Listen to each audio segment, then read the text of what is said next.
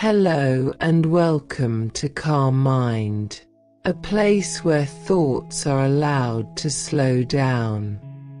You don't need to make anything happen or arrive anywhere. Right now, your only invitation is to be here. Just this. Just you. Just resting. Let your shoulders soften.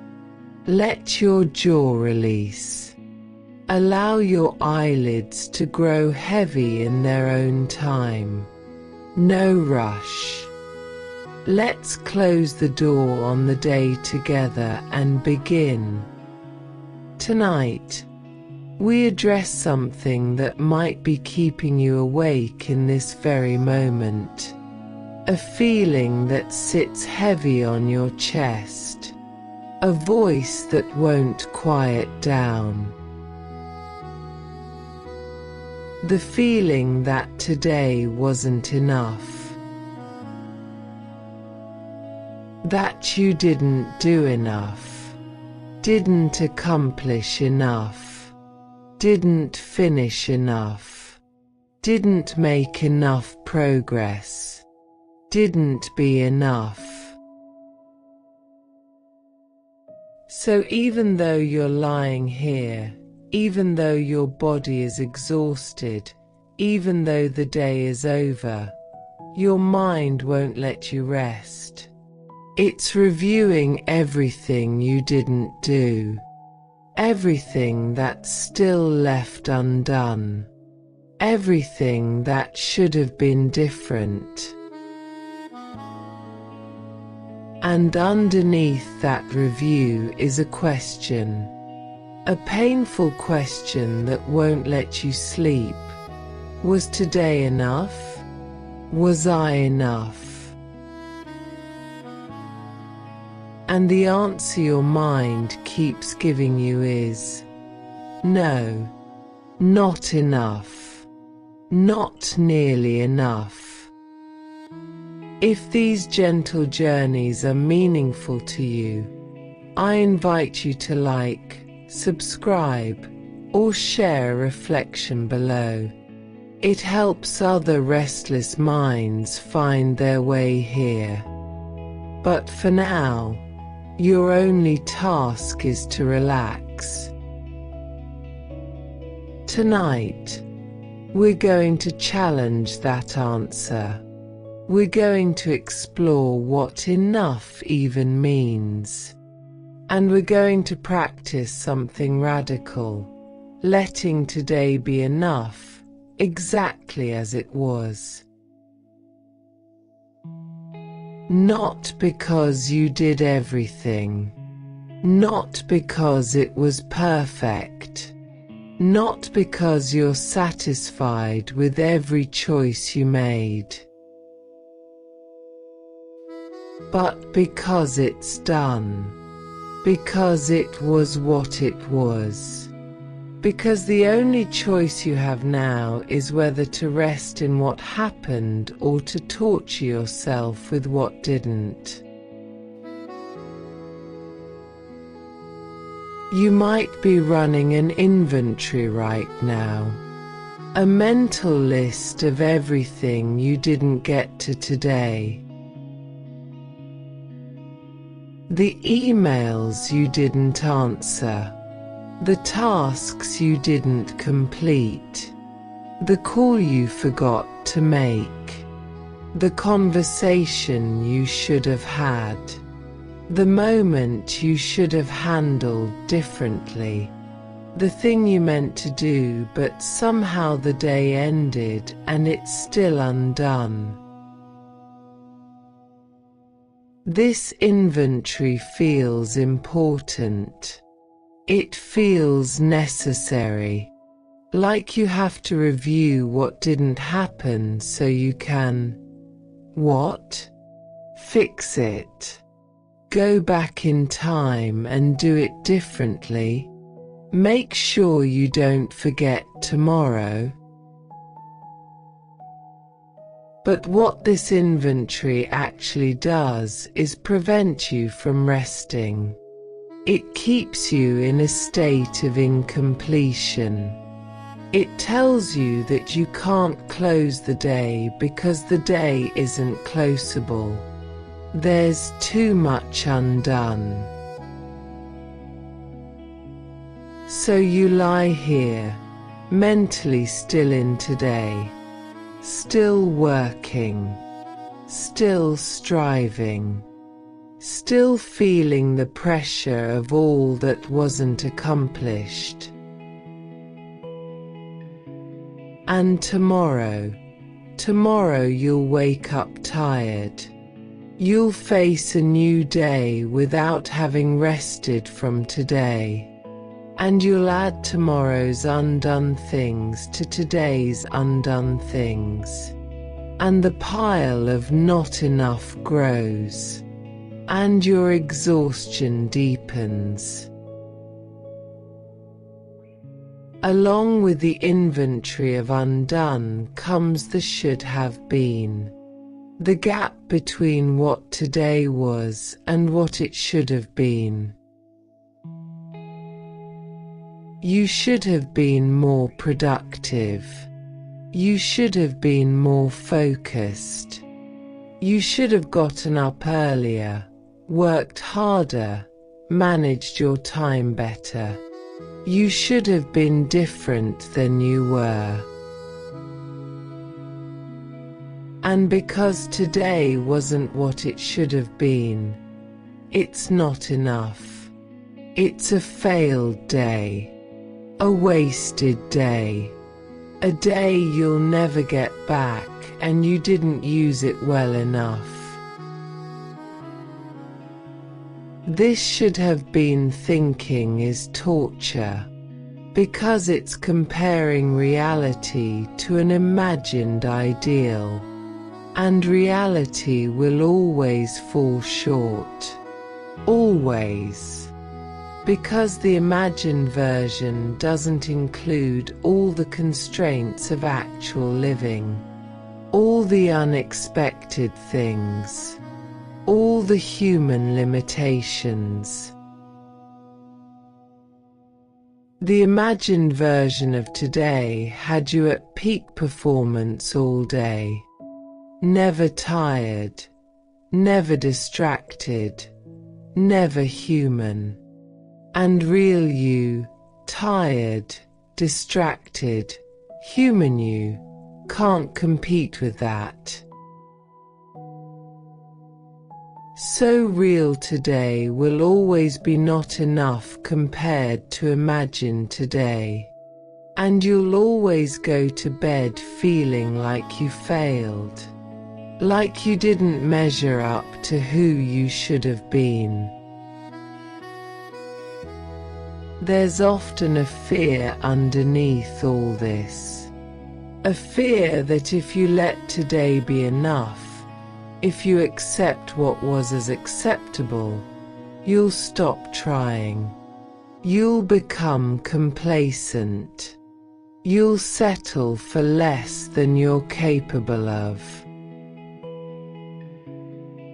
This fear says, the only thing keeping me going is my dissatisfaction. If I'm not constantly pushing myself, constantly feeling like I'm not enough, I'll stop growing. I'll stop achieving. I'll waste my potential. So you can't let today be enough. You have to keep the pressure on.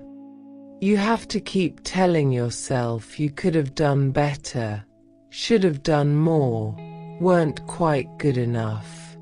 Because that's what drives you. But this is exhausting. And increasingly, research shows it doesn't even work. Constant self-criticism doesn't improve performance. It impairs it. It creates anxiety that interferes with your ability to actually do good work. What if accepting that today was enough doesn't mean you stop trying? What if it just means you get to rest from today before facing tomorrow? What if enoughness and growth aren't opposites? What if you can honor what you did today while still having aspirations for tomorrow? What if letting tonight be enough is not complacency? It's the foundation for sustainable effort. Living in a constant state of not enough leads somewhere, and it's not somewhere good. It leads to chronic anxiety, to the constant low-level stress of never measuring up, of always being behind, of never being able to rest because rest feels unearned. It leads to burnout, to the depletion that comes from never completing anything, never feeling satisfied, never experiencing the relief of done. It leads to disconnection from joy, because if nothing is ever enough, you can't enjoy what you did accomplish. You can't celebrate progress. You can't feel good about your efforts because they weren't sufficient. It leads to strained relationships, because you're never fully present. You're always thinking about what you should be doing instead, always distracted by the undone, always unavailable because you're mentally still working. And it leads to this: lying in bed at night, exhausted but unable to rest, body depleted but mind racing, day over but not complete, always in a state of incompletion. This is not sustainable. This is not healthy. This is not the life you want to be living. Something has to change. And what has to change is your relationship with enough. Tonight, we're going to practice something different. We're going to practice letting today be enough. Not because you did everything you hoped to do, but because the day is done. Because continuing to mentally work on it won't change what happened. Because rest is how you prepare for tomorrow, not punishment for today not being perfect. We're going to explore where your standard of enough came from, why it's so impossibly high, what it costs you to maintain it. We're going to practice completing the day, putting a period on it, allowing it to be what it was and letting that be okay. We're going to choose what today meant. Instead of defaulting to not enough, we're going to find what was enough about it, what was present, what was accomplished, what was lived. And we're going to discover that enoughness is not a measurement. It's not about quantity of tasks or quality of performance. It's a decision, a choice, an act of self-compassion. Tonight can be enough, not because it was perfect, but because you choose to let it be. So let's begin by arriving where you are, right here, right now. Feel the surface beneath you. Feel how your body is being held. You don't have to hold yourself. The bed is doing that work for you. Notice your breath, the rhythm of it, in and out, without effort, your body breathing itself. And notice your mind. If it's still reviewing the day, still running through what didn't happen, still feeling the weight of not enough, just notice that. Don't fight it. Don't judge it. Just see it. This is where you are. This is your starting point. A mind that's having trouble letting go. A body that's ready to rest. And a long night ahead where we're going to practice bridging that gap. For the next 5 hours, you have permission to let today be complete, to put it down, to stop reviewing it, revising it, reliving it. Today was what it was, and that can be enough. Not enough by some external standard. Not enough compared to some ideal. But enough because it happened. Because you lived it. Because it's done. Let your shoulders drop with this possibility. Let your jaw release with this permission. Tonight can be enough. Let's discover how. Let's start by understanding why nothing ever feels like enough. Why the list is never complete. Why today always ends with more undone than done. Here's a fundamental truth. The work is never done. The list is never complete. There will always be more.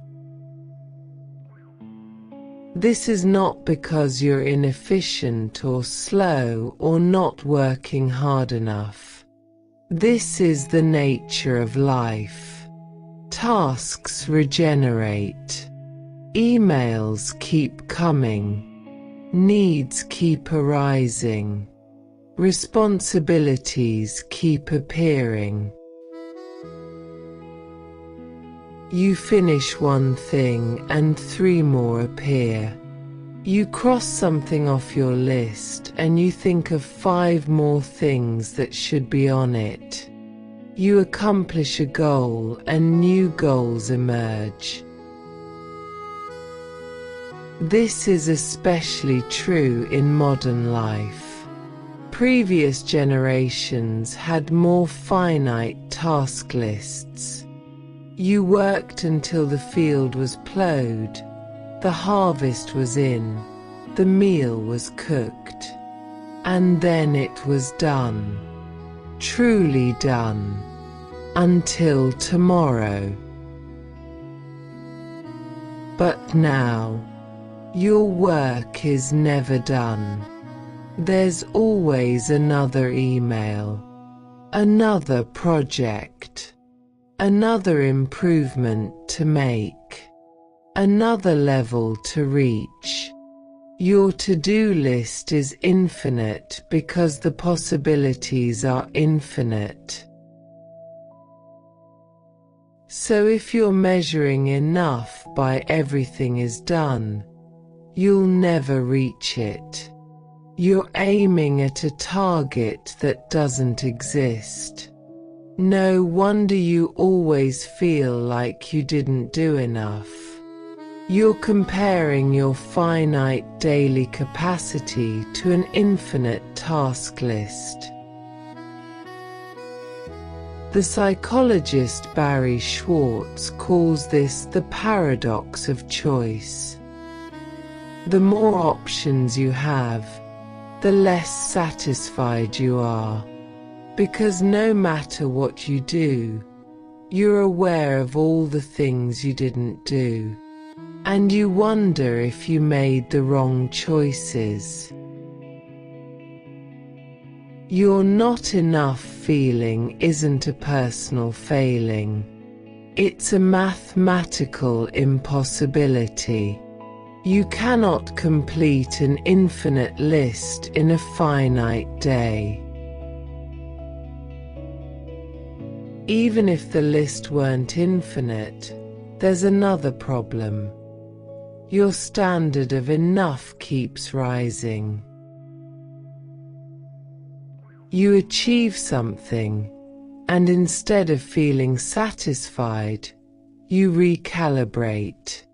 The new baseline becomes what you just accomplished, and enough becomes doing that plus more.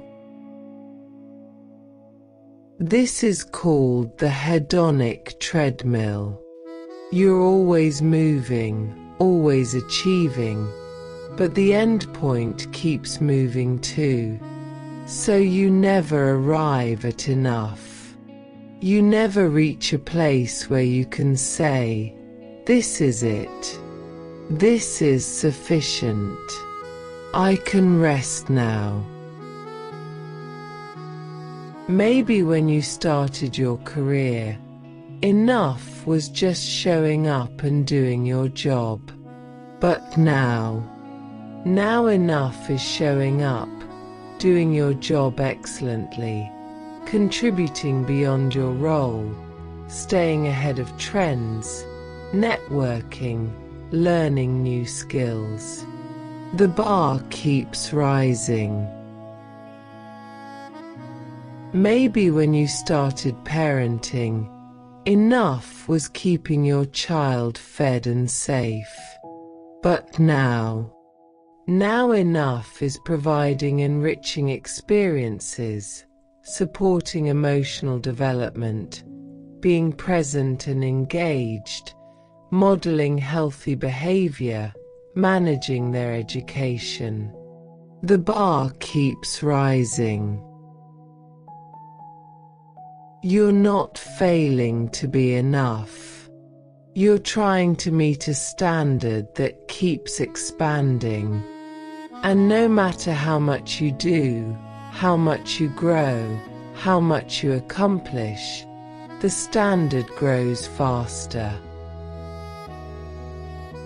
This is why yesterday's breakthrough becomes today's baseline.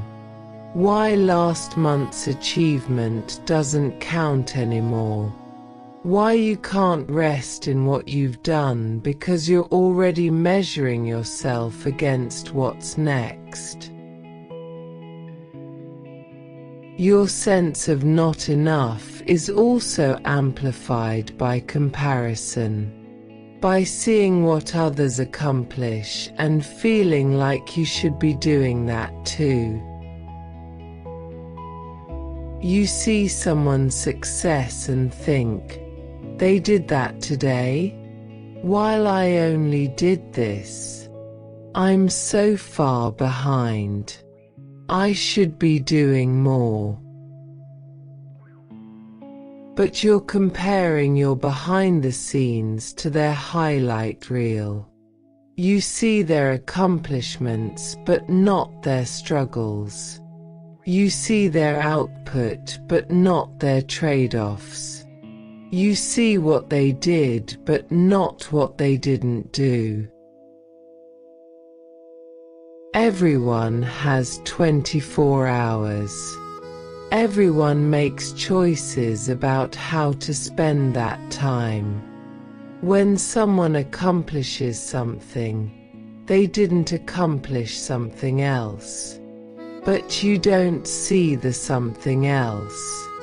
You just see what they did and feel inadequate about what you didn't. And in the age of social media, you're exposed to hundreds of people's accomplishments every day. Each one creating a little voice in your head saying, I should be doing that too. I should be that productive. I should be achieving that much. So your list isn't just your list anymore. It's your list plus everything anyone else is doing that you think you should also be doing. And that creates an impossible standard. The ancient Stoic philosopher Epictetus taught, there is only one way to happiness, and that is to cease worrying about things which are beyond the power of our will. Other people's lives are beyond your control. Comparing yourself to them is choosing suffering. There's also a painful gap between what you did do and what you could have done. Your potential versus your actual. You're aware of your capacity. You know what you're capable of when you're at your best.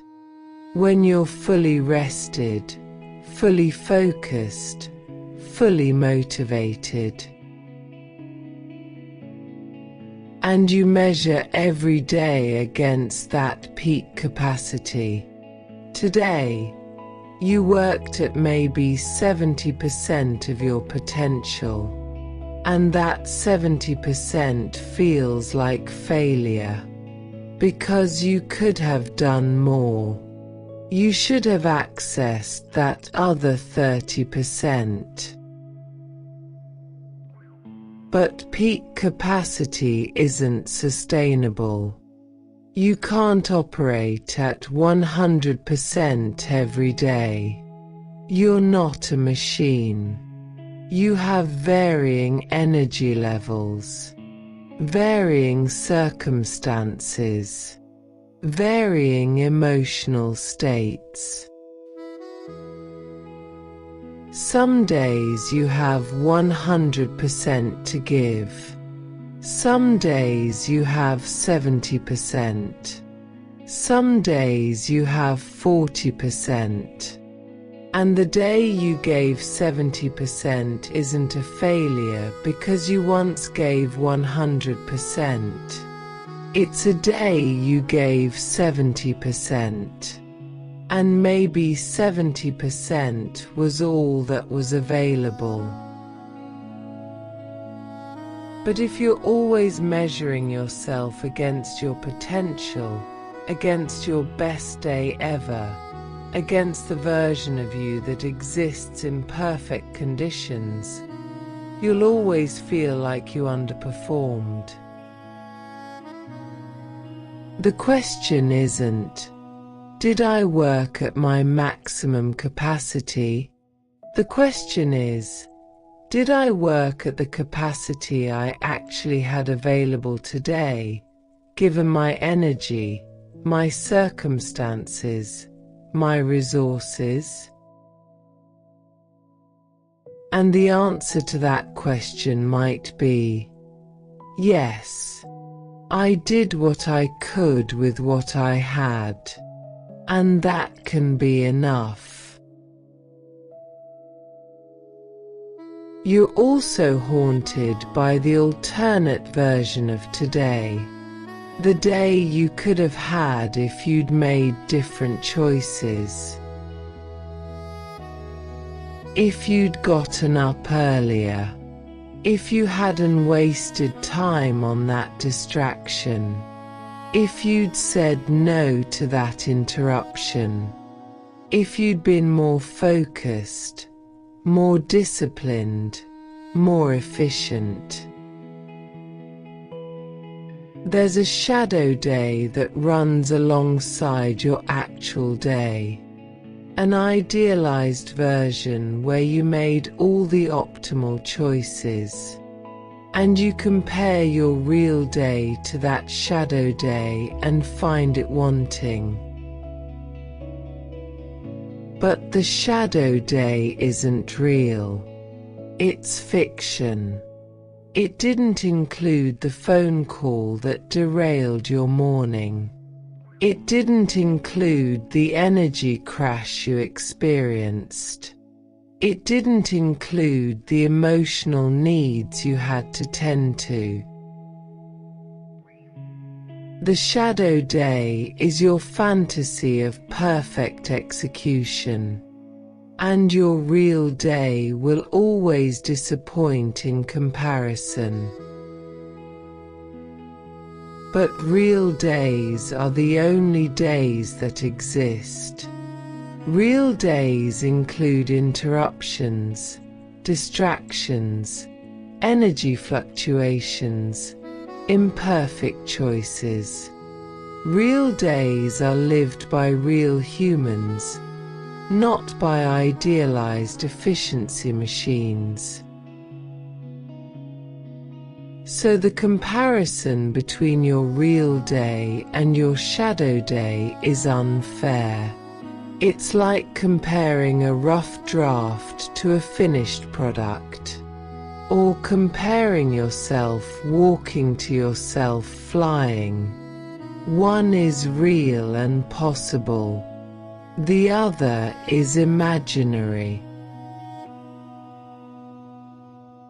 Many people approach each day with a debt mindset. You owe productivity. You owe accomplishment. And until you've paid that debt, you haven't earned rest. But where did this debt come from? Who decided what you owe? And what would paying it off even look like?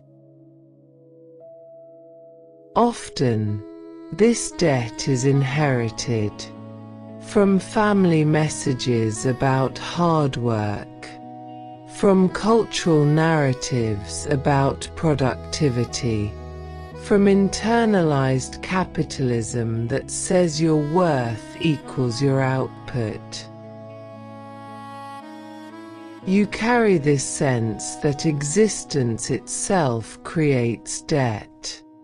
That being alive means you owe constant productivity to justify your space, your resources, your right to be here. But you don't owe anyone your exhaustion. You don't owe the universe constant achievement. You're allowed to exist without constantly justifying that existence through productivity. And even if you did owe something, even if there was some cosmic debt to be paid, how much would be enough to pay it? What amount of accomplishment would finally free you from obligation? The debt mindset has no end point. The debt is never paid. There's always more owed, which means you're always in deficit, always behind, always not enough. What if there is no debt? What if today doesn't owe you or anyone else any particular amount of accomplishment? What if today was just today, and what you did was just what you did. So right now, notice which of these patterns resonates most with you. Maybe it's the infinite list. Maybe it's the expanding standard. Maybe it's comparison. Maybe it's the gap between actual and potential. Maybe it's all of them. Just notice which voice is loudest when you think, today wasn't enough. And see if you can see it as a pattern, not as truth, not as reality, but as a pattern, a learned way of relating to your days, a habit of measurement that may not be serving you. These patterns are why nothing feels like enough. Not because you're not doing enough, but because you're using a measuring system that makes enough impossible. And if the measuring system is broken, maybe the problem isn't your effort. Maybe the problem is how you're measuring. Tonight, we begin to question the measurement, to see if there's a different way, a way where enough is actually reachable, where today can be complete, where you can rest without feeling like you failed. Now let's explore where your standard of enough came from. Because it wasn't always impossible. At some point, you learned that nothing you do is sufficient. For many people, the never enough pattern starts in childhood, with parents who had high expectations, who always saw room for improvement, who responded to accomplishment with "that's good, but you could do better." Maybe you brought home a 95% on a test and the response was, "What happened to the other 5%? Maybe you won second place and the question was, "Why not first?" Maybe you did well and the message was, "Don't get complacent. You need to keep pushing." The intention might have been motivational. The parents might have thought they were helping you reach your potential. But what you learned was, "What I do is never quite good enough. I can always do better. I should always do better." And so you internalized an impossibly high standard. You became your own harsh evaluator. You learned to always see the gap, the shortfall, the room for improvement. You lost the ability to simply be satisfied. Even now, decades later, you hear that voice, "That's good, but," "You did well, but," "Nice work, but you could have." The "but" that negates the accomplishment. That makes the good not quite good enough.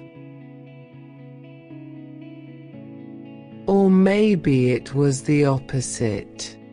Maybe you had parents who expected you to achieve but didn't acknowledge when you did. Who moved the goalposts? Who took your accomplishments for granted but were vocal about your failures? So you learned, I have to earn recognition through exceptional performance. Normal isn't enough. Good isn't enough. I have to be extraordinary to be seen as sufficient. And you carry that now. Ordinary days feel like failures. Normal productivity feels inadequate. You have to be exceeding expectations, or you feel like you're falling short. Underneath many never enough patterns is an early learning about conditional love. That love, approval, worthiness were conditional on performance. When you did well, you received attention, affection, praise. When you didn't, you experienced withdrawal, disappointment, disapproval. And you learned, my worth depends on my performance. I have to earn love through achievement.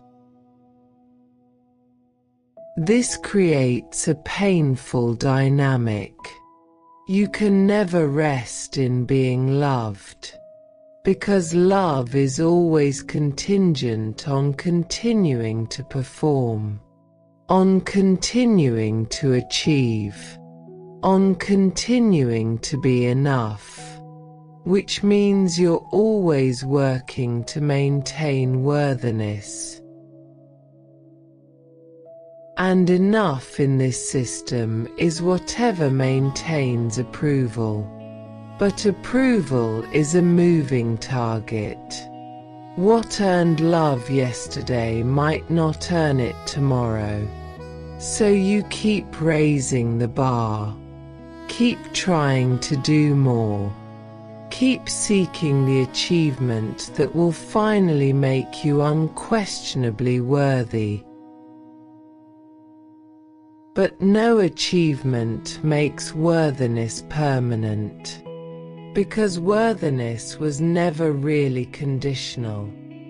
It was presented as conditional by people who should have loved you unconditionally. The poet and philosopher John O'Donohue wrote, "You are not just a meaningless fragment in an alien universe, briefly suspended between life and death, allowed a few short-lived pleasures followed by pain and ultimate annihilation. You were sent here by the universe to a specific purpose. Your worth isn't conditional. It's inherent. But if you learned otherwise, you're still trying to earn through achievement what you already possess through existence." Many people with never enough patterns are perfectionists. And perfectionism is a specific way of relating to standards. Perfectionism says, there's a right way to do this, and anything less than the right way is failure. So if today wasn't perfect, if I made mistakes, if things didn't go optimally, if I could have done better, then today wasn't good enough. But perfection is not a real standard. Perfection is an abstraction. It doesn't exist in reality. Everything real includes imperfection, limitation, constraint. So measuring yourself against perfection guarantees you'll always fall short. You're comparing reality to an impossible ideal. And perfectionism is often driven by fear. Fear that if you're not perfect, you'll be criticized, rejected, revealed as inadequate. So you try to be perfect to protect yourself from judgment. But the protection doesn't work. Because you're imperfect. You're human. And humans make mistakes, have limitations, fall short of ideals. So you're constantly failing your own standard. And that failure creates the very shame you were trying to avoid. Psychologist Kristin Neff's research on self-compassion shows that perfectionism actually impairs performance. The fear of failure creates anxiety that interferes with your ability to do good work. Self-compassion, on the other hand, supports both well-being and achievement. So perfectionism isn't helping you. It's hurting you. It's creating an impossible standard that ensures you always feel like you didn't do enough.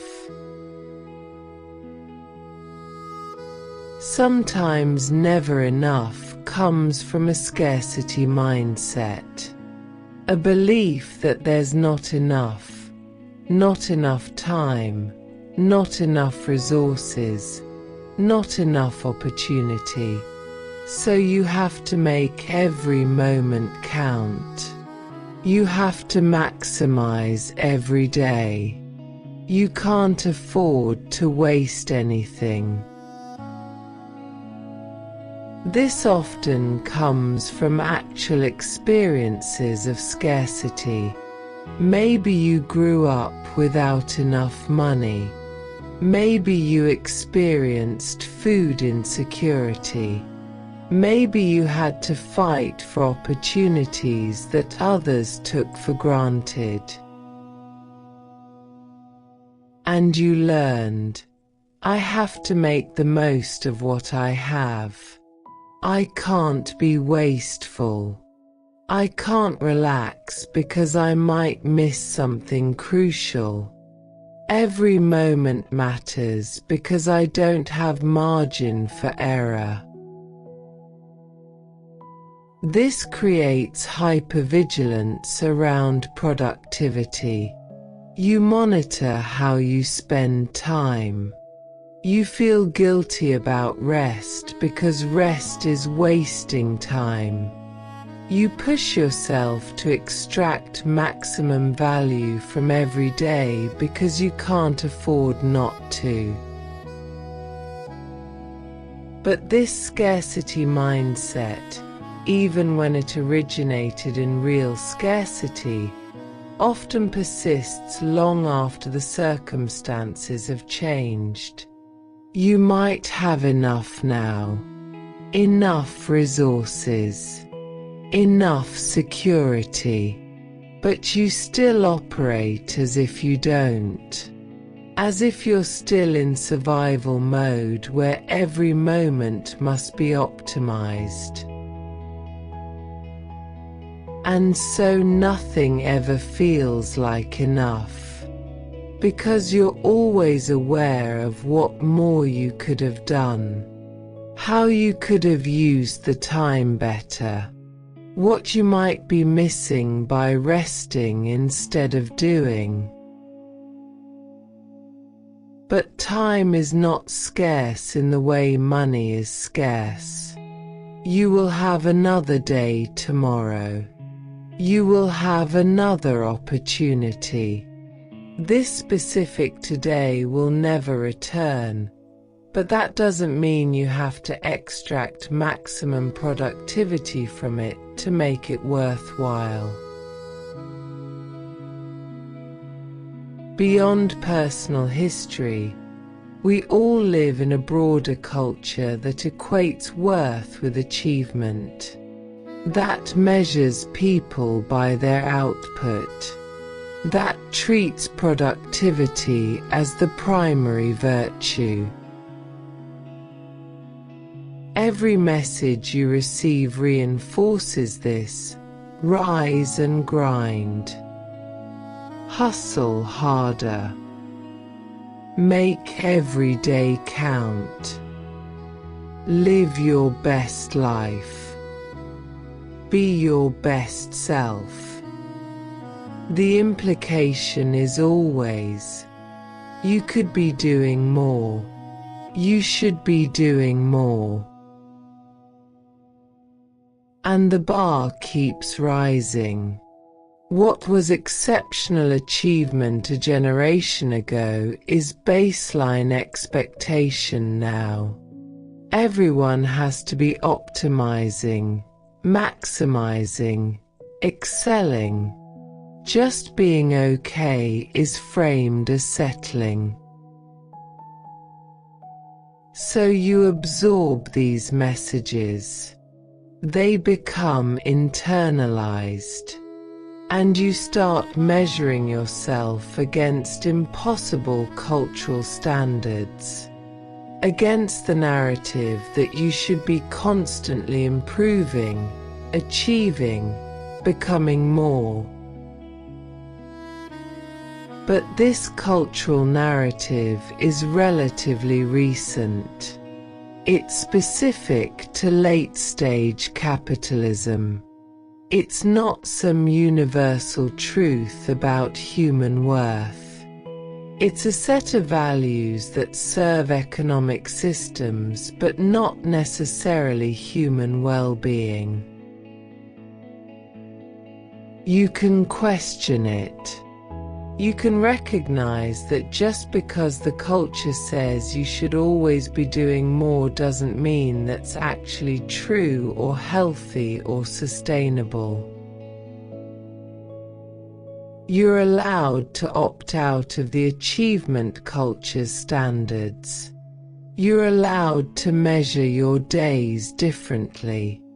You're allowed to decide that enough is not an ever-expanding target but a choice you make about when to stop.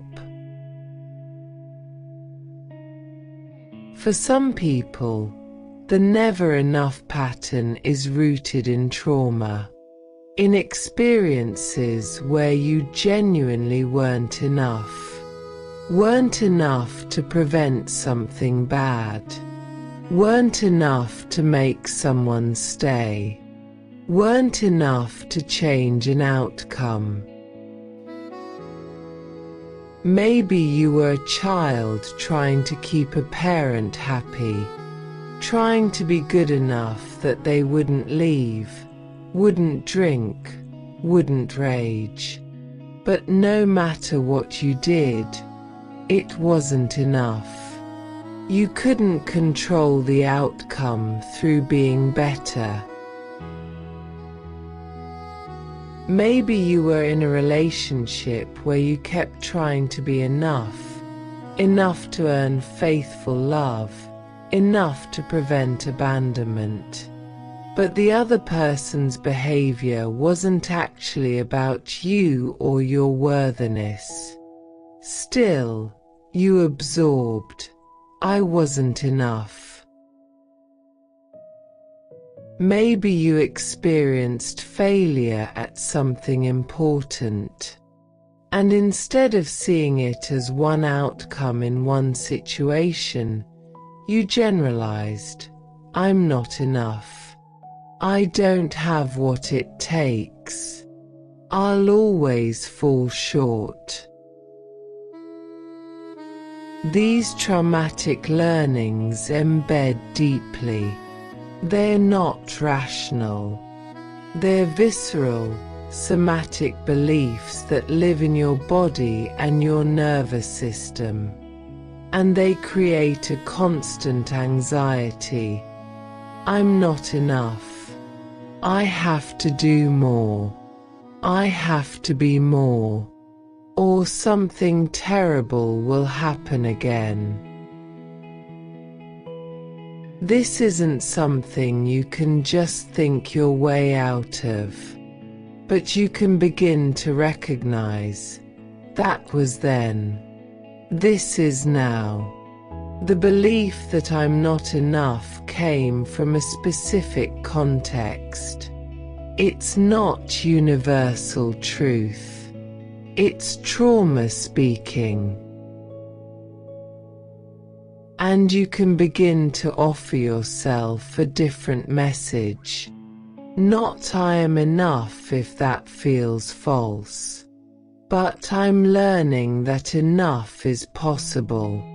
I'm practicing seeing my efforts as sufficient. I'm healing from the wound that taught me I'm never adequate. If this resonates, if you sense that your never enough is inherited, there's something important to know. You can honor where it came from while still choosing to put it down. You can appreciate that this pattern served your ancestors, that it helped them survive, that they passed it to you out of love, out of the desire to protect you, to prepare you for a harsh world. And you can also recognize, I don't need to carry this anymore. The world I'm living in is not the world they survived. The strategies that helped them might be harming me, and I can choose differently. This isn't betrayal. This isn't dictionarying your lineage. This is evolution. This is taking what they gave you, the resilience, the strength, the work ethic, and adapting it for your context. You can work hard and rest. You can achieve and believe you're enough. You can honor your heritage while also healing the wounds that came with it. Sometimes healing a generational pattern means you become the one who breaks the cycle. The one who says, this pattern served us, but it's also hurt us. And I'm going to do it differently. Not because the old way was wrong, but because it's time for something new. And when you heal this in yourself, you heal it backwards and forwards. Backwards, you free your ancestors from the unconscious patterns they couldn't see. Forwards, you free your descendants, literal or metaphorical, from inheriting this wound. You become the hinge point, the generation where the pattern shifts, where enough becomes possible, where rest becomes allowed. Whether your never enough came from childhood, from trauma, from culture, or from generational inheritance, you get to choose what happens next. You can acknowledge where it came from. You can understand why it made sense. You can have compassion for the younger you who learned it, or the ancestors who passed it down. And you can also choose, I'm going to practice something different. I'm going to experiment with enough. I'm going to see what happens if I let today be complete. This choice doesn't erase the past. It doesn't undo the learning. But it opens a door to a different future. A future where enough is possible. Where rest is allowed. Where you can lie down at night and let the day be done. Tonight is practice in choosing your own story.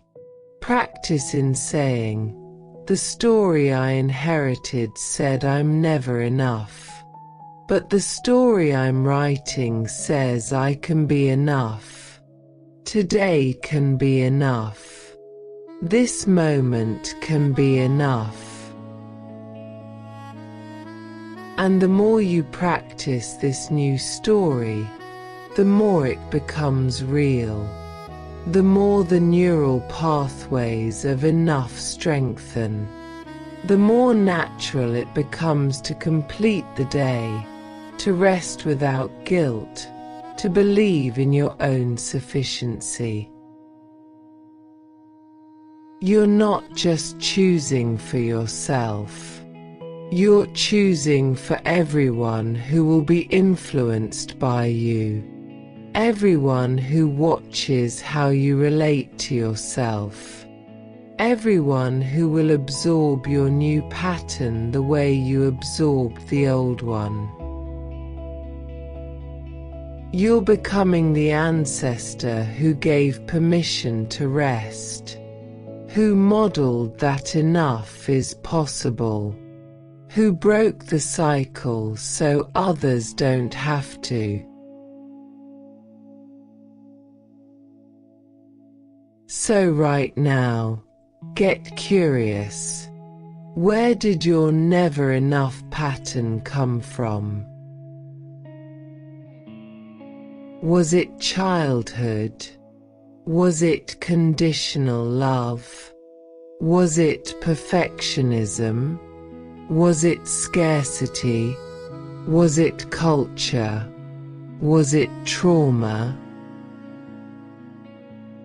You don't need definitive answers. Just notice what resonates, what feels familiar, what helps explain why enough feels so impossible to reach. And as you see where it came from, you can begin to see it as learned rather than inherent. As a pattern you absorbed rather than a truth about reality. And what's learned can be unlearned. What was taught can be questioned. Where you've been can be different from where you're going. Tonight is practice in a different way.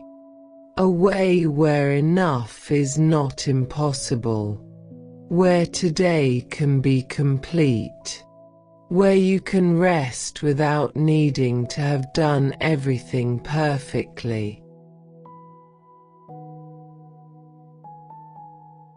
Now we move from understanding why enough feels impossible to learning how to create completion. How to actually close a day and let it be done. First, let's be clear. Completion does not mean everything is done. It does not mean the day was perfect. It does not mean you accomplished everything you hoped. Completion means this chapter is closed. This day has ended. I'm putting a period on it rather than leaving it open-ended. Think of a book. A chapter doesn't have to resolve every plot thread to be complete. It just has to end. The author decides, this is where this section stops, and the reader moves forward. You can do the same with your day. You can decide, this is where today stops. Not because everything is resolved. Not because nothing is left undone. But because the day has ended and I'm choosing to let it be complete. This is a radical shift. From waiting for the day to feel complete to deciding the day is complete. From measuring completion by external metrics to creating completion through choice. Completion is an act of will. It's saying, I've done what I've done. I haven't done what I haven't done. And that's where today ends. Period. Completion can be supported by ritual, by a practice that signals to your mind and body, the workday is ending. The active day is closing. Now is the transition to rest. This might be as simple as closing your laptop and saying aloud, I'm done working for today. Or writing in a journal, what I did today was. And listing a few things. Or taking a shower and imagining the day washing away. The specific ritual doesn't matter. What matters is the intentionality, the deliberate act of marking transition, of saying, I'm moving from day mode to night mode, from doing to being, from activity to rest. Without this ritual, without this conscious transition, your day bleeds into your night. Your mind stays in work mode even when your body is in bed. You never fully shift from doing to resting. But with a closing ritual, even a simple one, you create a boundary. A clear demarcation between what was and what is, between today and tonight. Right now, you can create a simple closing ritual. You can say, silently or aloud, today is complete. I'm transitioning to rest now. And notice what happens. Maybe resistance, maybe relief, maybe both. But there's power in declaring completion, in choosing to close the chapter. Part of completion is acknowledging what you did do. Because when you focus only on what's undone, you miss the reality of what was accomplished. Today, you did things. Maybe you worked. Maybe you cared for people. Maybe you maintained your life, showered, ate, moved your body. Maybe you had conversations, made decisions, responded to needs. These things count. They're not nothing. They're the substance of a day lived, and they deserve acknowledgement. So right now, let yourself remember, what did you actually do today? Not what you didn't do. Not what you wish you'd done. What you actually did. Maybe you helped someone. Maybe you completed a task. Maybe you showed up even though you didn't feel like it. Maybe you did something ordinary that still required effort. Let yourself see these things. Let them register. Let them count. Because when you only focus on the undone, you create a distorted picture. You make your day invisible. You negate your own effort and presence. But when you acknowledge what was done, you create a more accurate picture. Today was not empty. Today was not wasted. Today had content. And that content can be seen as enough. The practice of gratitude is powerful here. Not toxic positivity. Not forcing yourself to be grateful for a hard day, but genuinely acknowledging, these things happened. I did these things. And I can appreciate my own effort. Completion also requires accepting what wasn't done. And this is harder. This is where most people get stuck. The undone things call to you. They feel urgent. They feel important. They make you feel like you can't close the day because there's still so much open. But here's the truth. The undone things will still be undone tomorrow.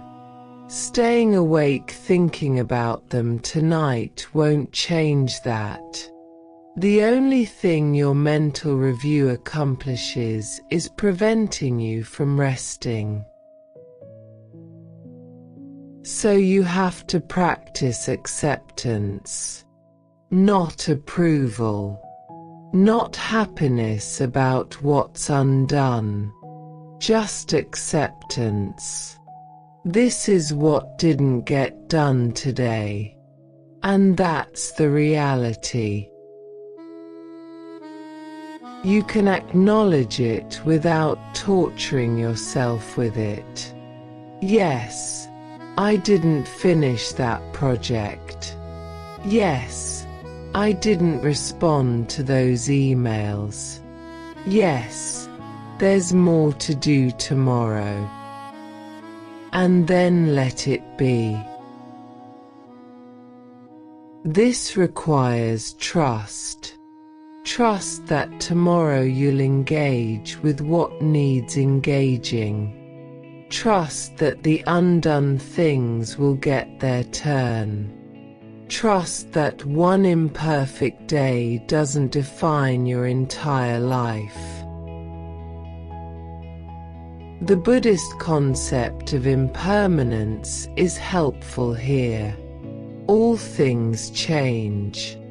Today is already gone. Tomorrow will be different. What's undone today might get done tomorrow, or might not matter anymore, or might evolve into something else. Nothing is as fixed as it feels when you're lying in bed at night reviewing what didn't happen. The undone list feels permanent, immovable, but it's not. It's just tomorrow's possibility. Accepting what wasn't done is one thing. Actually releasing your grip on it is another. This is where the practice deepens. Right now, there might be something specific you're holding on to. One task, one conversation, one thing you should have done today that you didn't, and it's keeping you from rest. Notice how it feels to hold on to this. Where do you feel it in your body? Is it tension in your chest, tightness in your jaw, a knot in your stomach? Just notice. This physical holding is real. You're literally gripping the undone thing with your body, as if by holding it tightly enough, by keeping it present in your awareness, you can somehow make it different. But you can't. The day is done. The thing remains undone. And holding on to it just prevents you from resting. It doesn't change what happened. It just keeps you trapped in what didn't. So let's practice letting go. Not by forcing, not by trying hard to release, but by simply softening your grip. Imagine that undone thing is an object you're holding in your hand. You've been clenching your fist around it so tightly your hand has cramped. And now, slowly, you're going to open your fingers, not dropping it, not throwing it away, just opening your hand. Let it rest in your open palm. You can still see it. You can still acknowledge it's there. But you're not gripping it anymore. You're holding it lightly, letting it be what it is without needing to control it. Feel your body as you do this. Feel where the tension has been, and feel it beginning to release as you soften your grip. Your shoulders might drop slightly, your jaw might unclench, your breath might deepen.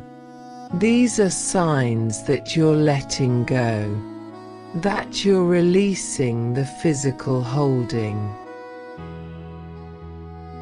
The undone thing doesn't disappear when you let go. It still exists. It will still be there tomorrow, but it's no longer consuming your present moment. It's no longer preventing you from rest. You can practice this with each undone thing that's troubling you. One by one, imagine opening your hand, softening your grip, letting it rest in your palm instead of clenching around it. This is the physical practice of acceptance, not just mental agreement. Yes, it's undone, but bodily release. Letting your nervous system stop bracing against what is. Part of what makes letting go difficult is the fear that if you release it now, it will disappear. You won't remember. It won't get done. You'll lose track of it. But letting go for tonight doesn't mean letting go forever. It means trusting that tomorrow exists. That tomorrow you'll have the capacity to pick it back up, to engage with it, to do what needs doing. Tonight is not your only chance. Tomorrow is not some distant maybe. Tomorrow will come, and when it does, you'll remember what needs remembering. You'll handle what needs handling. But you can't do tomorrow's work tonight. You can't complete tomorrow's tasks from your bed right now. All you can do is prepare yourself to meet tomorrow, and that preparation is rest. So trust tomorrow. Trust that it will arrive. Trust that you'll show up to it. Trust that the undone things will either get done or turn out to not matter as much as they seem to right now. This trust is an act of faith, not religious faith, but existential faith. Faith that the future will unfold, that you'll have opportunities to engage, that releasing control tonight doesn't mean losing control forever. And here's what's paradoxical. The more you can trust and release tonight, the more capable you'll be tomorrow. Because you'll have actually rested. You'll arrive at tomorrow with energy, with clarity, with capacity. But if you spend tonight mentally working on tomorrow's tasks, you'll arrive at tomorrow already depleted, already exhausted from a night of non-rest. And you'll be less capable, not more. So letting go is not irresponsible. Letting go is strategic. It's how you ensure you're actually capable tomorrow. Trust tomorrow. Let tonight be for rest. The undone things will be there when you wake, and you'll be more able to meet them.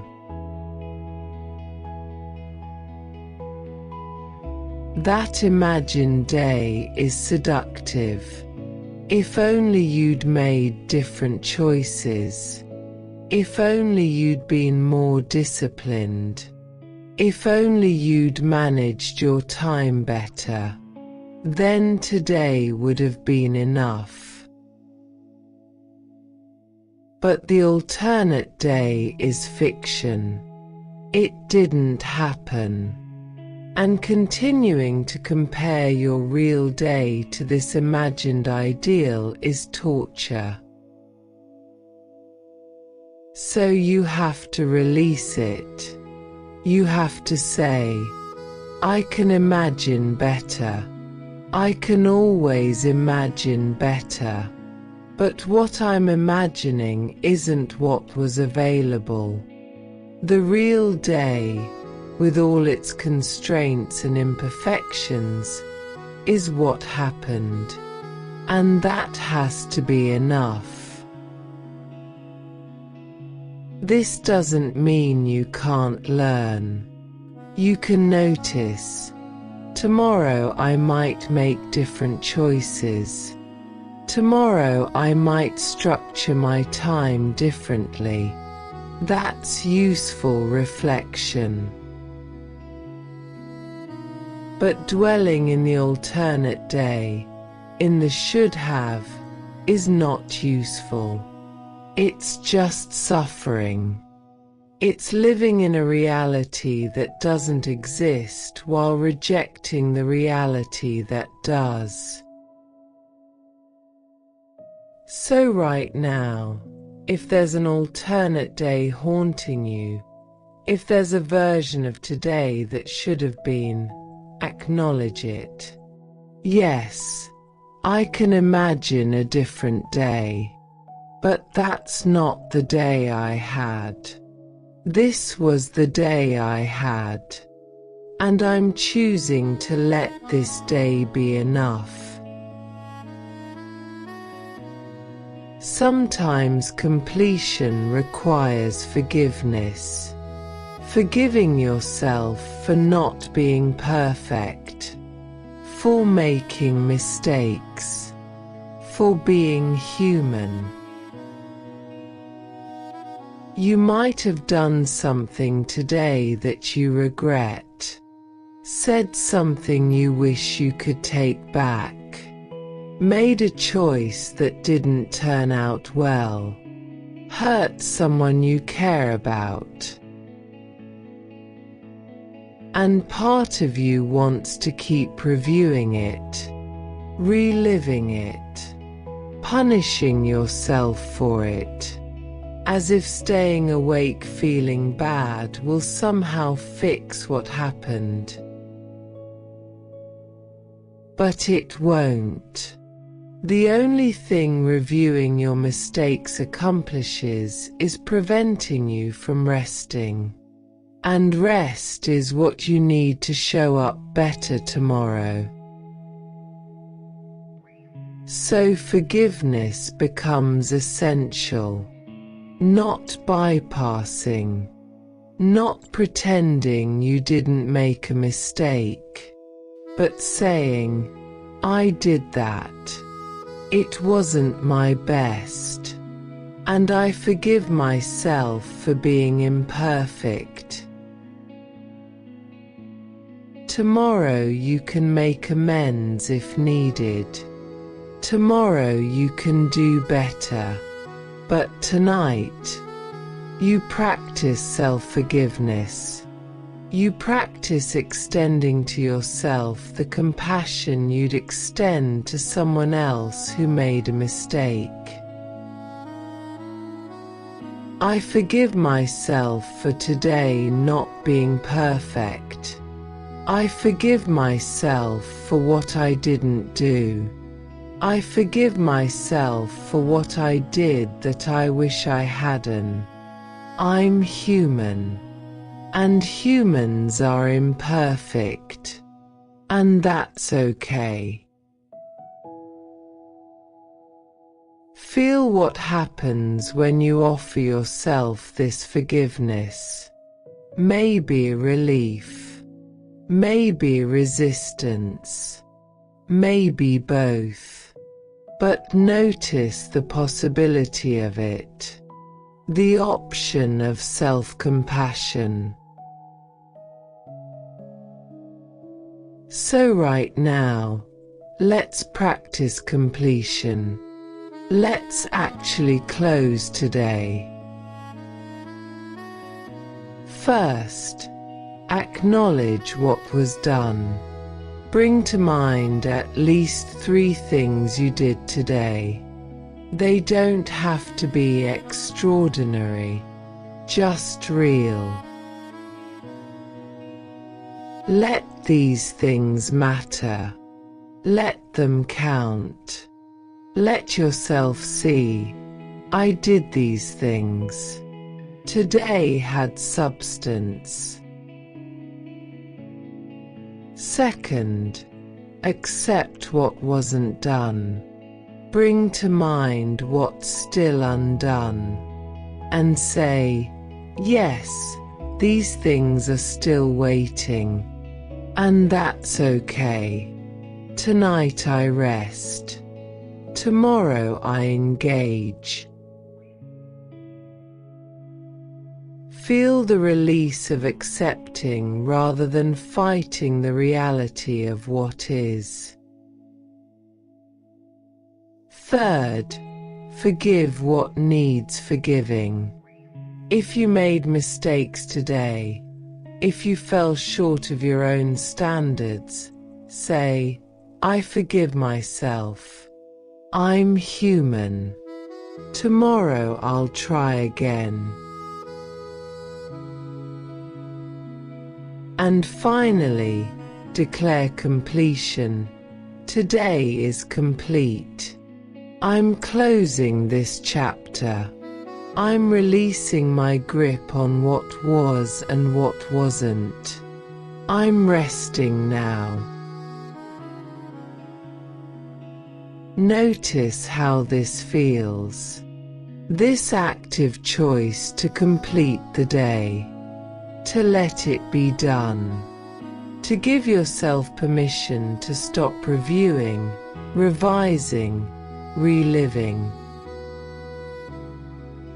This is the practice. This is how you let today be enough. Not by doing everything, but by choosing to stop, choosing to close, choosing completion. Now we explore something profound. You get to choose what today meant. You get to decide the story you tell about today. Every day contains multitudes, successes and failures, moments of connection and moments of isolation, things done and things undone, joy and frustration, presence and distraction. Your day is not one thing, it's many things. And the story you tell about your day emphasizes some things and minimizes others.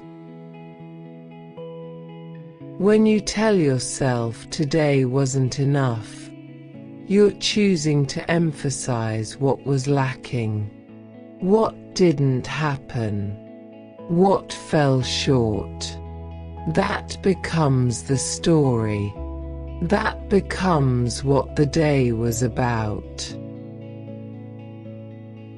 But you could choose to emphasize something else. What did happen? What effort you made? What moments of goodness existed? That would create a different story. That would make today something different.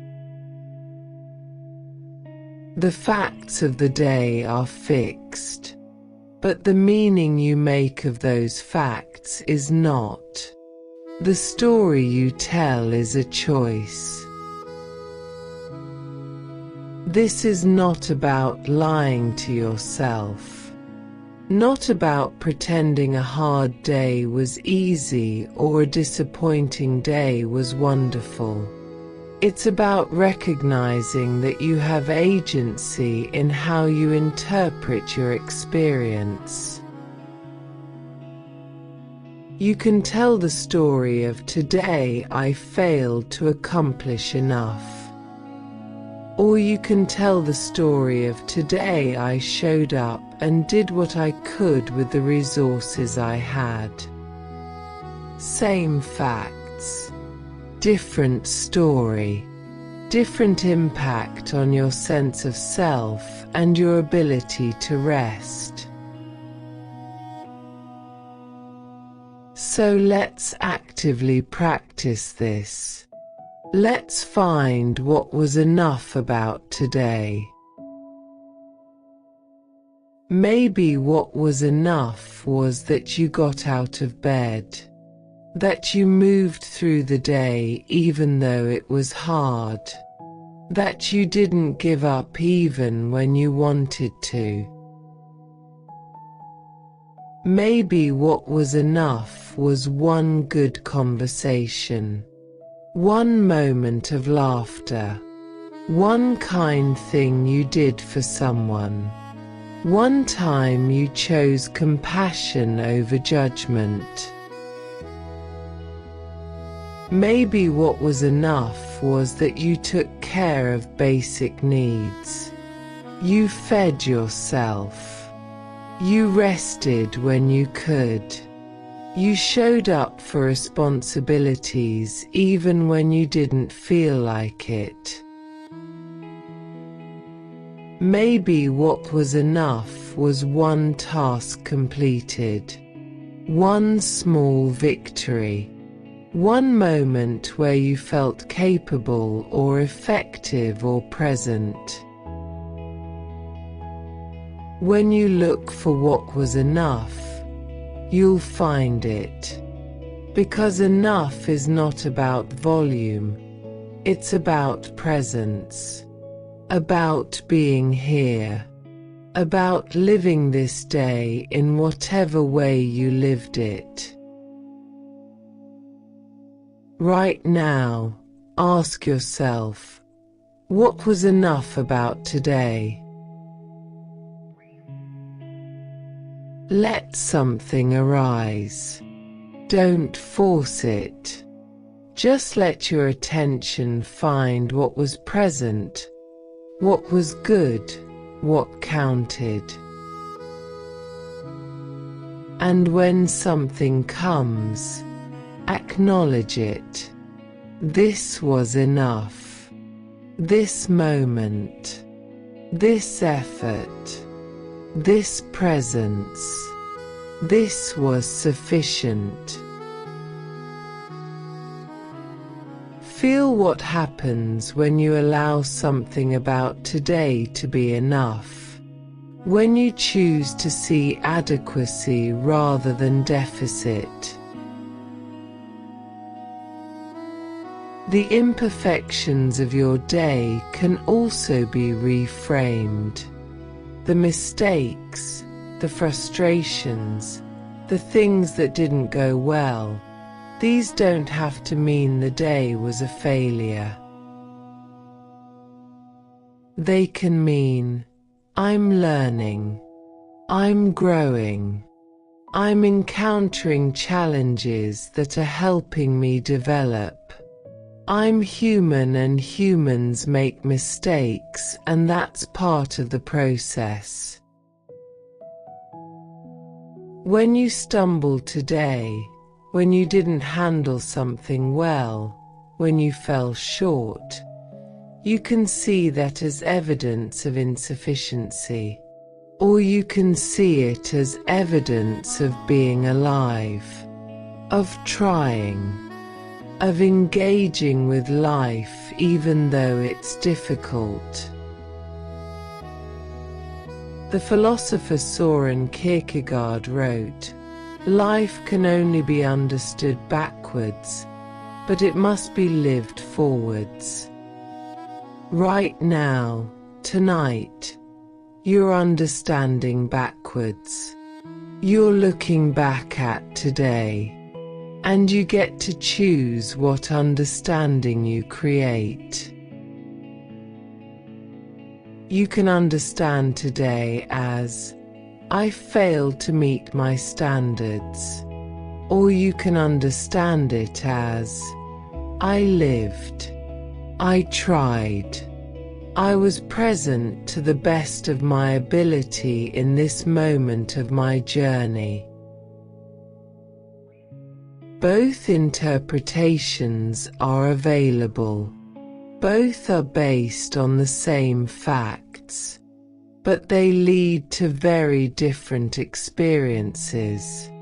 One creates shame and prevents rest. The other creates compassion and allows rest.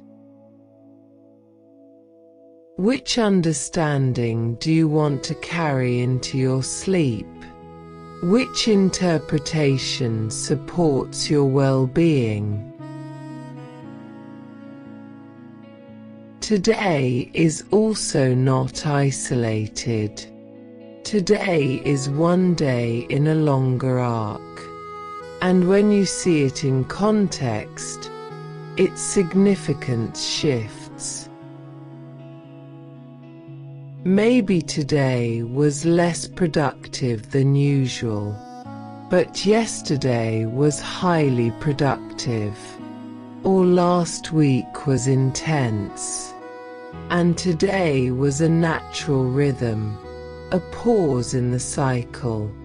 Not a failure, but a necessary recovery. Maybe today felt insignificant, but it's part of a larger pattern of showing up, of maintaining commitments, of living your values day by day. And that cumulative effort matters more than any single day's output. Maybe today included a mistake, but it's also part of your learning, part of how you're growing. And seen in that context, the mistake is not a condemning judgment, but a data point in your development. You don't evaluate a book by reading one sentence. You don't judge a life by looking at one day. Today is one page in a much longer story. So when you zoom out, when you see today in the context of your week, your month, your year, your life, does it really need to be perfect to be acceptable? Does it really need to be exceptional to count? Or is it enough that it was another day lived, another day of showing up, another day of being you, imperfectly, doing your best with what you had? Here's another thing we often miss. We discount imperfect effort. We think if we didn't do something perfectly, it doesn't count. But imperfect effort is still effort. Imperfect is still present. Imperfect is still engaged. Maybe you had a difficult conversation today, but it didn't go well. You stumbled over your words. You didn't say what you meant to say. It felt awkward or incomplete. But you had the conversation. That's effort. That's courage. That's trying. The fact that it wasn't perfect doesn't negate that you tried. Maybe you worked on a project but didn't finish it. Maybe you made progress but it's not done. Maybe you tried something and it didn't work out the way you hoped. Imperfect effort is still effort. Partial completion is still movement. Trying and not fully succeeding is still trying. We live in a culture that only celebrates perfect execution. Only the finished product. Only the complete success. But that's not how growth happens. That's not how learning happens. That's not how being human works. Being human is messy. It's imperfect. It's trying and stumbling and trying again. And that imperfect trying is enough. It's more than enough. It's the entire point. So if today included imperfect efforts, and it almost certainly did, let those count. Let your trying matter even when it wasn't flawless. Let your engagement count even when the outcome wasn't what you hoped. You showed up imperfectly, and that imperfect showing up is enough. It's how humans participate in life. It's how you participate in your life. Finally, one powerful way to choose what today was is through gratitude. Not toxic positivity. Not pretending hard things weren't hard. But genuine acknowledgement of what you're grateful for from today. P. Even on difficult days, there's usually something. Maybe it's small. Maybe it seems insignificant. But if you look for it, you'll find it. P. Maybe you're grateful your body kept functioning even though you felt exhausted. Your heart kept beating. Your lungs kept breathing. Your body carried you through the day. Maybe you're grateful for one person who showed up for you, or for one moment of ease in an otherwise hard day, or for the fact that you're here now, able to rest. Gratitude doesn't erase the difficulty. It doesn't minimize what was hard. But it expands your perspective. It helps you see that the day held more than just what was lacking. And when you choose to frame the day through gratitude, you're choosing a story that allows for rest. Because gratitude is satisfied. Gratitude is complete. Gratitude says, "This was here, and I received it, and that's enough." So right now, find one thing from today you're grateful for. Just one thing. It doesn't have to be big. And let that one thing stand as representative of today's enoughness. Let it be the lens through which you see the day. Not the only truth, but a truth. A truth that makes rest possible. When you choose to see today as enough, you're not settling.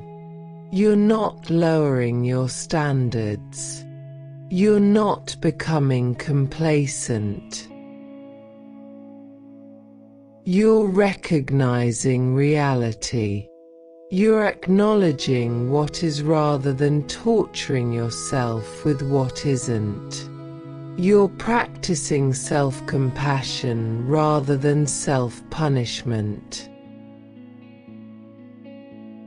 And this actually supports your growth more than constant criticism. Research consistently shows that self-compassion is associated with greater motivation, better resilience, and improved performance. Self-criticism impairs all of these. So choosing enoughness is strategic. It's how you maintain the emotional resources to keep trying. how you avoid burnout, how you sustain effort over the long term. You'll be more effective tomorrow if you let today be enough. You'll have more energy, more clarity, more capacity, because you rested instead of spending the night in self-recrimination. Enoughness is not the end of aspiration. It's the foundation of sustainable aspiration. You can want to grow, to improve, to achieve more, and still let today be enough. Tomorrow you can try again. Tomorrow you can make different choices. Tomorrow you can work toward your goals. But tonight, you rest in what was, in what is, in enough. So right now, make the choice. Choose what today was. You can choose. Today wasn't enough. I failed. I fell short. I should have done more. Or you can choose.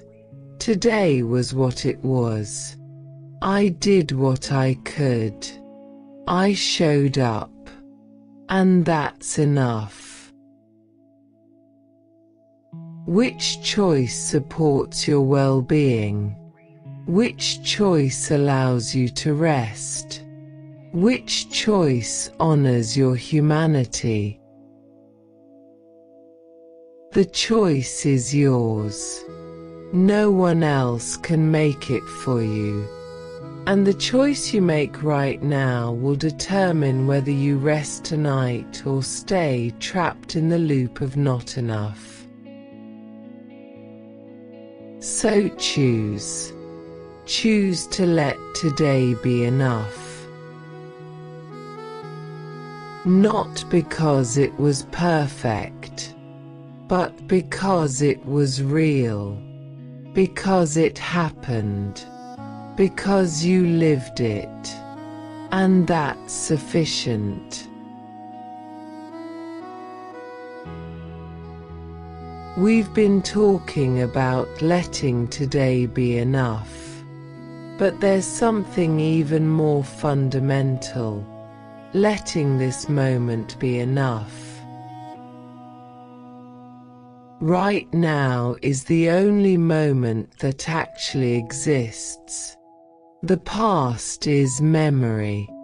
The future is imagination. This present moment is all that's real. And in this present moment, what's required of you? Nothing. You're lying in bed. Your only task is to rest. And you're doing that. You're here. You're allowing rest to occur. In this present moment, you are enough. You're breathing. You're being. You're existing. And that's all that's needed right now.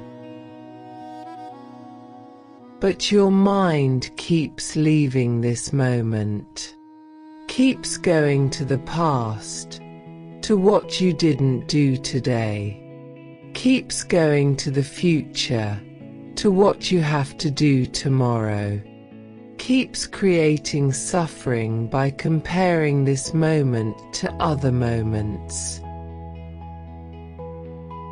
And when you're lost in past or future, you miss the actual enoughness of now, the sufficiency of simply being here. The mindfulness teacher John Kabat-Zinn teaches, wherever you go, there you are. You're here, right now. And this here-ness is complete. This moment is whole.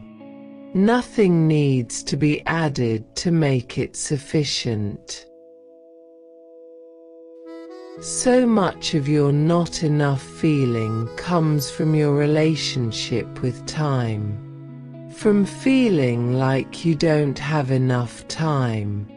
Like you're running out of time. Like time is scarce and you're wasting it. But right now, in this moment, time is not scarce.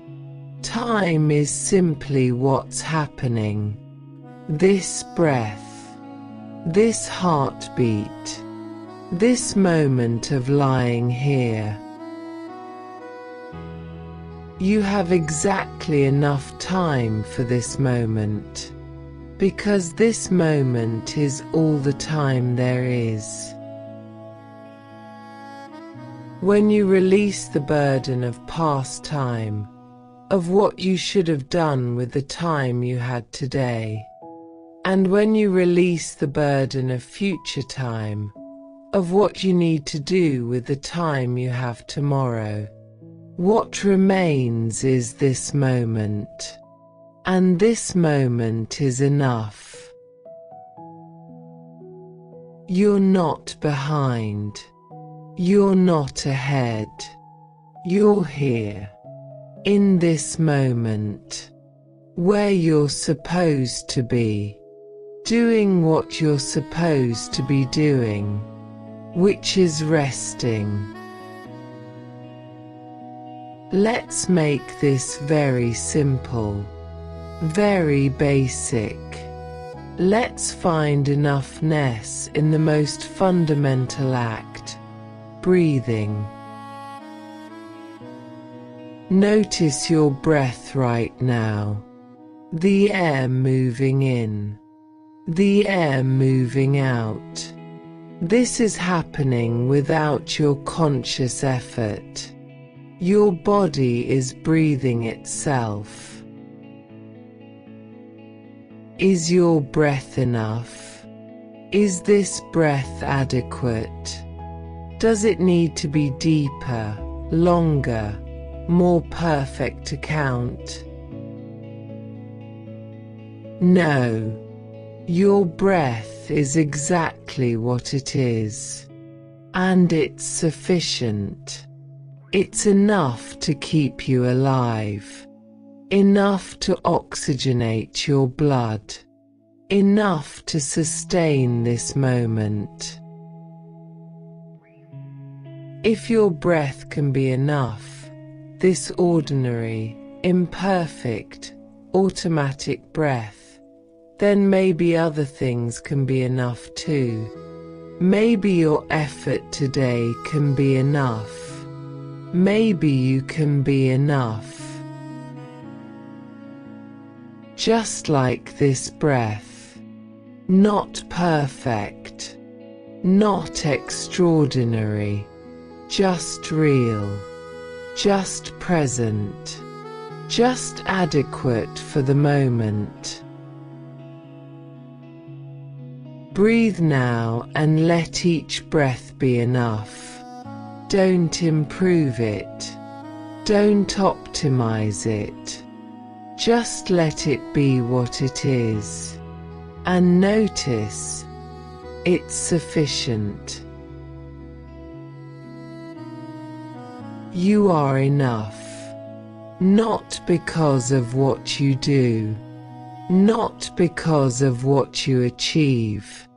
But because you are. Your existence is not contingent on productivity. Your worth is not earned through accomplishment. You have inherent value simply because you're alive. This might be the hardest thing to accept, because you've been taught that you have to earn your worth. that you have to justify your existence through what you contribute. But that's not true. You were enough the day you were born, before you ever did anything, before you ever achieved anything. You were enough. And you're still enough now. Not because you did enough today, but because enoughness is your inherent state, your birthright, your truth. When you rest in this understanding, when you recognize that you are enough simply by being, the pressure releases. The constant striving softens. You can breathe more easily.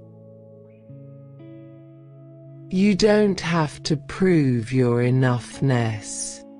You don't have to earn it. You just have to recognize it, to come home to it, to remember what's always been true. There's something profound that happens when you truly absorb that you are enough simply because you exist. It's not just an intellectual concept. It's an embodied knowing. Right now, can you feel into that? Not think about it, but feel it. You are here. You are breathing. You are alive. And that is enough. You don't have to do anything to earn this moment. You don't have to be anything other than what you are. Your existence is its own justification. This is unconditional worth. Worth that doesn't depend on performance, on achievement, on productivity. Worth that exists simply because you exist. And when you rest in this, when you let yourself really rest in this, something releases. The constant striving softens. The endless proving relaxes. You can just be. This might feel unfamiliar, even uncomfortable, because you've been taught that worth is earned, that you have to do something to deserve your place. That being is not enough, only doing counts. But that teaching was never true. It was useful to economic systems that needed productive workers. It was useful to power structures that needed compliant achievers. But it was never true about your worth. You were enough the day you were born, before you ever achieved anything, before you ever contributed anything. You were enough because you were here, because you are alive, because you exist. And you're still enough now, not because of what you did today. Not because you measured up to some standard, but because you're still here, still breathing, still alive, still you. Can you let that be true, even just for tonight? Can you rest in unconditional worth? Even if it feels strange or scary or too good to be true. You are enough. You have always been enough. You will always be enough. This is your birthright. This is your truth. When you rest in enoughness, you can practice simply being, not doing, not achieving, not proving, just being. This is one of the most radical things you can do in a culture obsessed with productivity. To simply exist without producing anything. To be present without accomplishing anything. To take up space just because you're here. Right now, you're not making anything happen. You're not solving any problems. You're not completing any tasks. You're just lying here, being. And that's enough. This being is enough.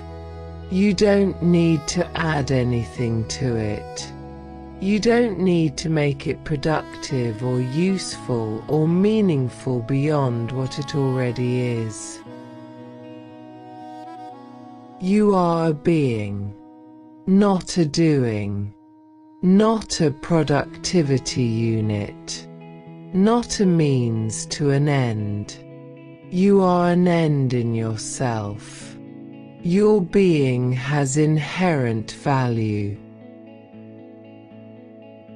When you can rest in just being, without needing to justify it, without needing to earn it, without needing to make it count for something, you touch something profound. You touch the truth of existence.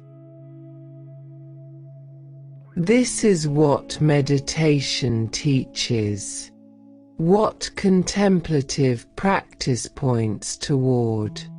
This capacity to simply be, without agenda.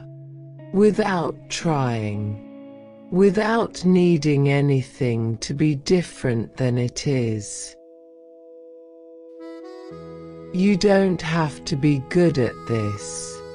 You don't have to master it. You just have to practice it.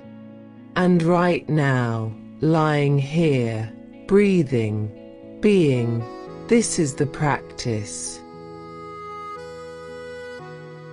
Finally, understand this. Enough is not a destination you arrive at. It's a decision you make, over and over. You will never achieve enough in the sense of reaching a place where you're permanently satisfied and never need to question it again. That's not how enough works. Enough is a choice you make in each moment. Today, I choose to let this be enough. Tonight, I choose to let myself be enough. Right now, I choose to rest in enoughness. Tomorrow, you'll have to choose again. And the day after. And the day after that. This isn't failure. This is how practice works. This is how change happens. Moment by moment. Choice by choice. You're not trying to fix yourself permanently so you never struggle with not enough again. You're practicing a different way of relating to yourself. A kinder way. A more compassionate way. And some days it will be easier than others. Some nights you'll lie here and letting today be enough will feel natural. Other nights you'll struggle. You'll fight it. You'll resist. Both are okay. Both are part of the practice. The goal isn't perfection. The goal is direction. Moving slowly, gradually, imperfectly toward a different way of being. So tonight, make the choice. Choose to let today be enough. Not because it was perfect. Not because you're done growing. But because it's over, and you need rest. And enough is always available as a choice. Tomorrow you can choose again. But tonight, let this be enough. Let yourself be enough. Let this moment be complete exactly as it is.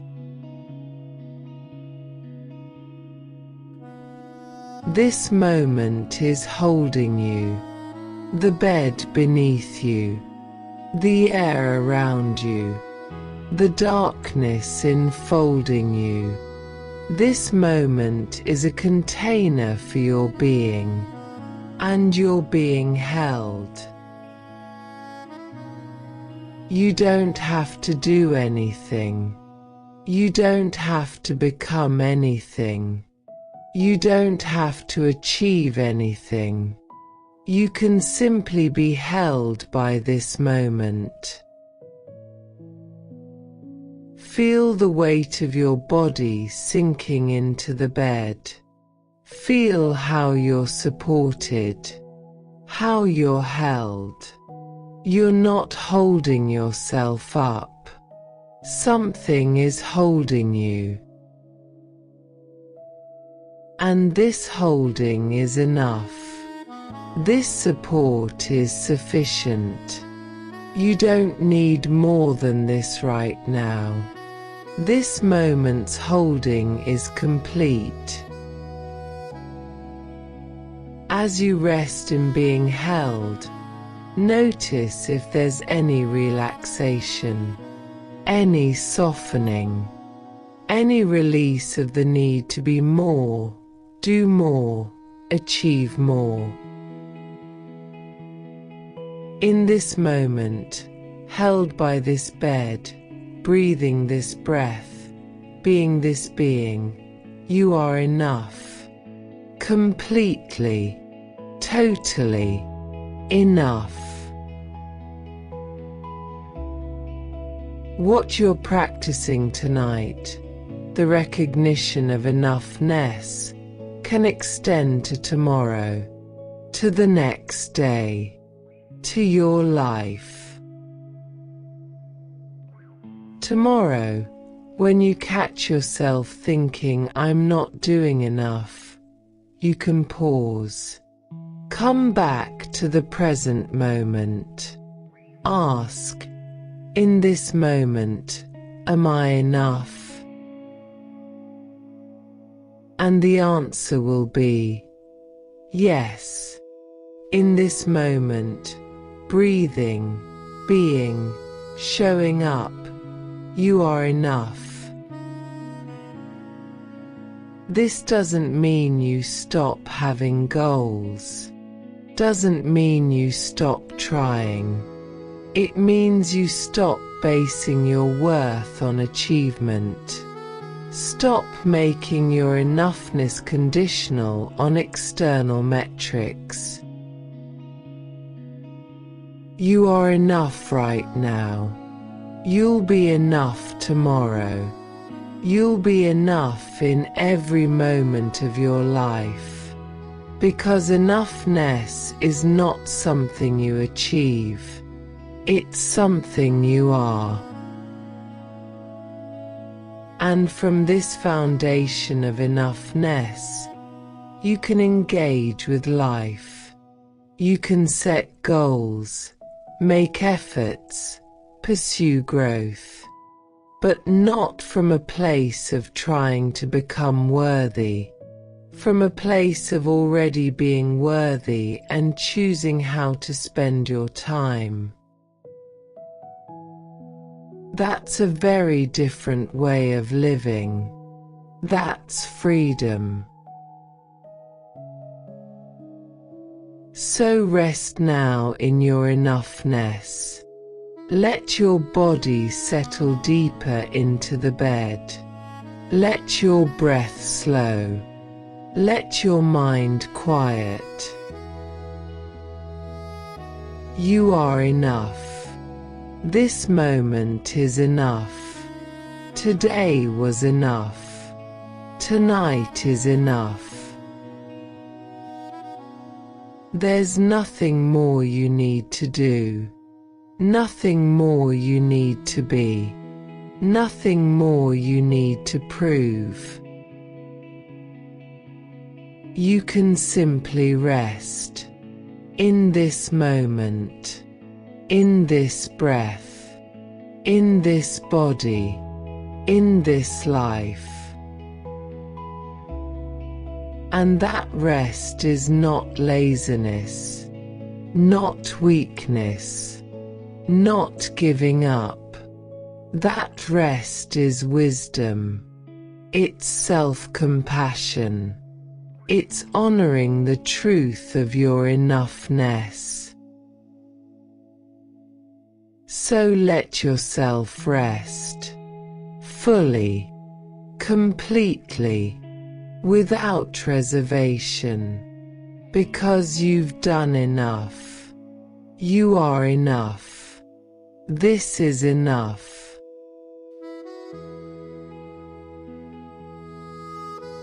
And so we arrive at rest, not the rest of having done everything, but the rest of letting what was be enough.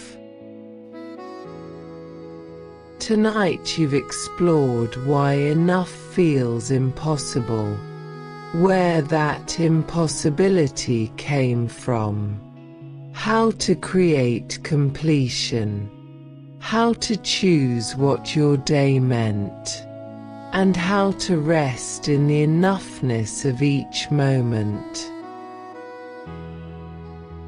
If this journey has helped you let today be enough, helped you recognize your own enoughness, or given you permission to rest without having accomplished everything, like and subscribe.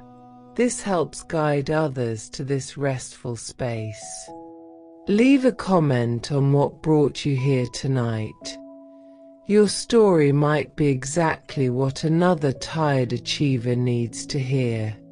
Return whenever you need reminded that you are enough. But for now, just rest. Today is complete, not perfect, not everything you hoped, but complete, done, over, and that's okay. You did what you did. You didn't do what you didn't do. And none of that determines your worth. None of that changes your inherent enoughness.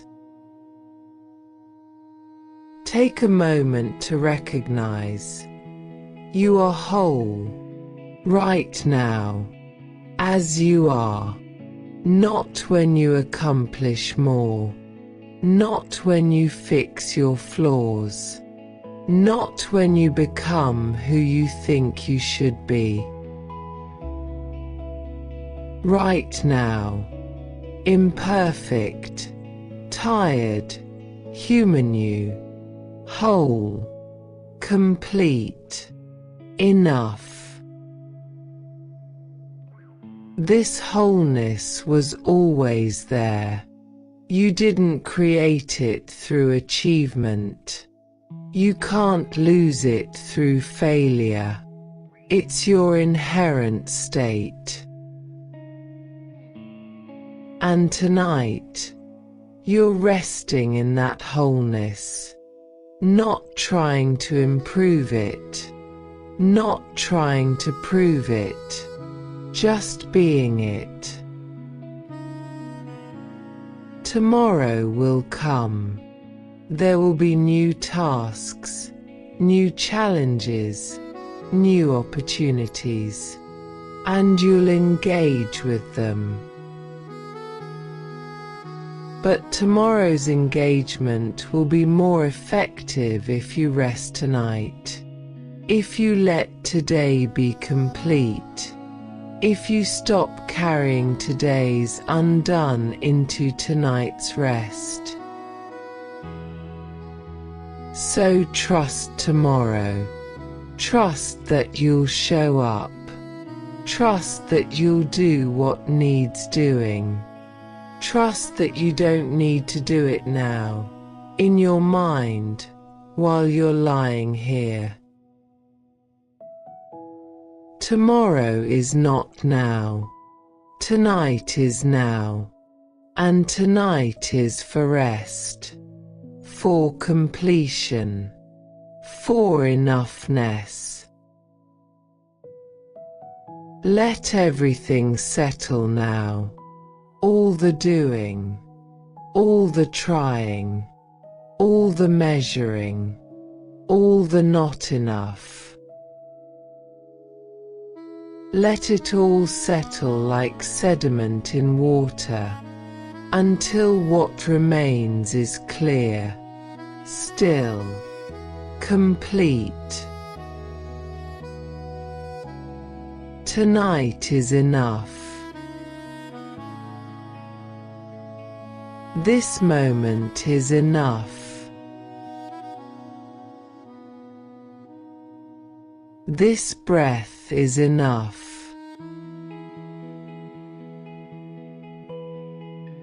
You are enough. Nothing more needs to happen. Nothing needs to be proven. Nothing needs to be achieved. You can simply be. Here, now, complete.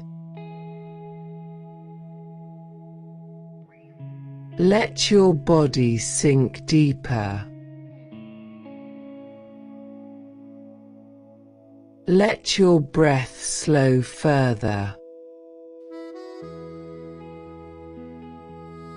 Let consciousness begin to dissolve.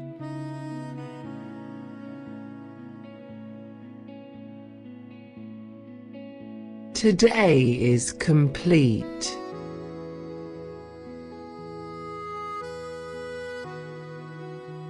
Tonight is enough.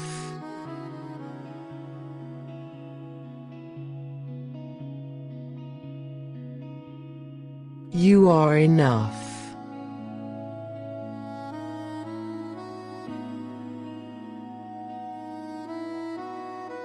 I'll see you soon.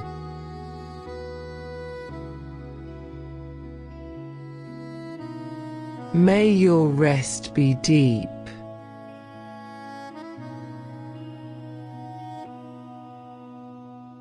And your dreams be gentle.